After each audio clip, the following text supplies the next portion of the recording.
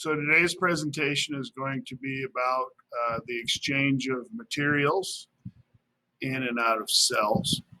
So there's a lot of substances that need to move in and out of cells. We constantly need sugar, oxygen, ions, lots of things need to move into cells. And we constantly have to get rid of things like ammonia, which is a result of breaking down proteins. And we need to get rid of things like carbon dioxide, which is a result of cell respiration. And so we have to get rid of waste, and we need to bring things into the cell. Also, we have a constant need for water inside the cell. So the cell membrane is going to be involved in helping control what enters and leaves the cell. This is a micrograph. So a micrograph of a cell membrane. That means it's been taken with an electron microscope, and you can see the heads of both on the outside and the inside of the cell. And then in between here would be all the phospholipid tails. And this is what it would look like if we were just looking at like a molecular structure of it.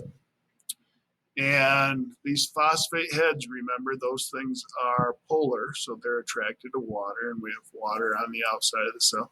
Think of this blue as water. So we have water on the outside of the cell, and we have water on the inside of the cell.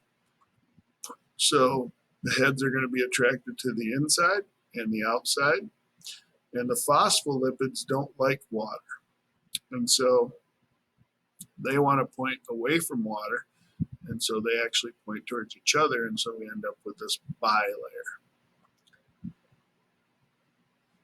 The membrane is going to be selectively permeable. That means some things are going to move right through, and some things aren't. A screen, for example, is selectively permeable. Screens are designed to prevent insects from entering your house, but they don't do a very good job at stopping smoke, for example, from entering your house. So if somebody's burning leaves, the smoke comes right into your house. But bugs don't. So that's a selectively permeable barrier.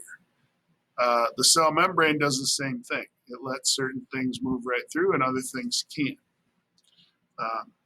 So some of the things that can move right through are going to have to be nonpolar. Okay, because this whole big layer right here is nonpolar and it's pretty tight.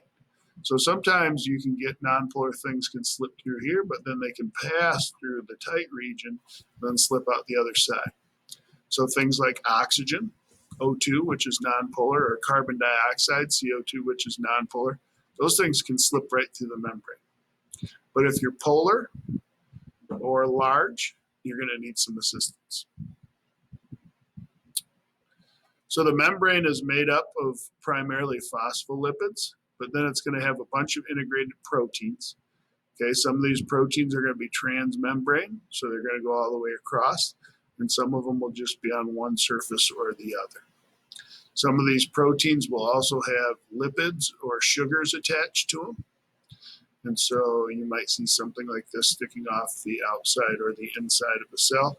Also, some of these proteins will be associated with other proteins on the inside of the cell, especially if they're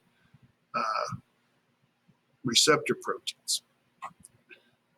So these are the three main types of proteins. We have recognition proteins.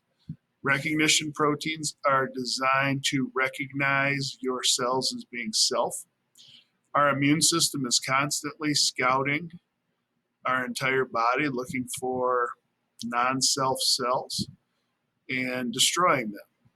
And if your cells can't identify themselves as being part of you, then they get destroyed.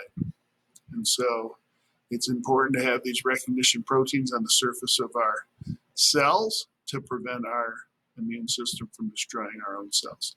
Sometimes things go haywire and the immune system doesn't recognize properly those recognition proteins, and it attacks and destroys cells in our own body.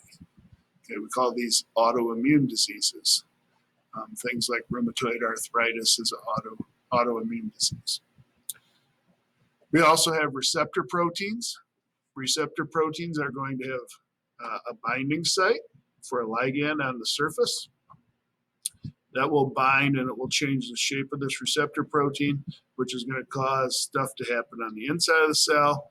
Usually there's going to be a sequence of molecules that are going to send a message to the nucleus and usually tells the cell to start making a particular protein to either be used inside the cell or secreted from the cell.